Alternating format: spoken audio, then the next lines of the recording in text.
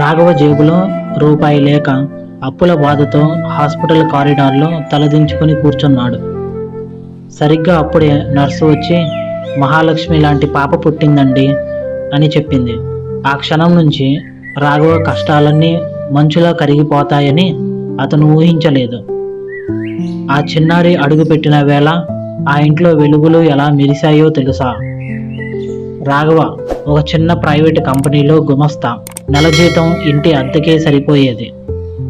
భార్య సీత గర్భవతిగా ఉన్నప్పుడు ఆడపిల్ల పుడితే చదువులు పెళ్ళిళ్ళు ఎలా మేనేజ్ చేస్తాం అని రాఘవ మనసులో ఎప్పుడూ ఒక చిన్న భయం ఉండేది.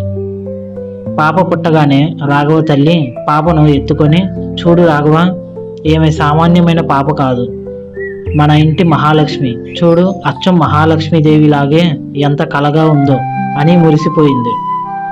ఆ మాట వినగానే రాఘవం మనసులోని భయమంతా పోయి తెలియని ఒక ధైర్యం వచ్చింది.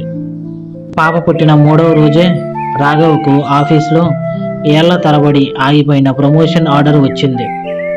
ఇంట్లో అందరూ చూశావా, మహాలక్ష్మి అడుగు పెట్టగానే అదృష్టం తలుపు తట్టింది అని సంతోషపడ్డారు. పాత టీవీ స్థానంలో కొత్త టీవీ వచ్చింది. ఇంట్లో ఎప్పుడూ ఉండే గొడవలు తగ్గి ప్రశాంతత నెలకొంది. రాఘవకు ఇప్పుడు అర్థమైంది, ఆడపిల్ల అంటే భారం కాదు, ఆ ఇంటికి ఐశ్వర్యం. ఆమె నవ్వులో, ఆమె అల్లరిలో ఆ ఇల్లు ఒక దేవాలయంలా మారిపోయింది. ప్రతి మధ్యతరగతి తండ్రికి తన కూతురే అసలైన ఆస్తి. డబ్బు ఉంటే మహాలక్ష్మి రాదు, మహాలక్ష్మి లాంటి కూతురు ఉంటేనే ఆ ఇంట్లో నిజమైన సంపద ఉంటుంది.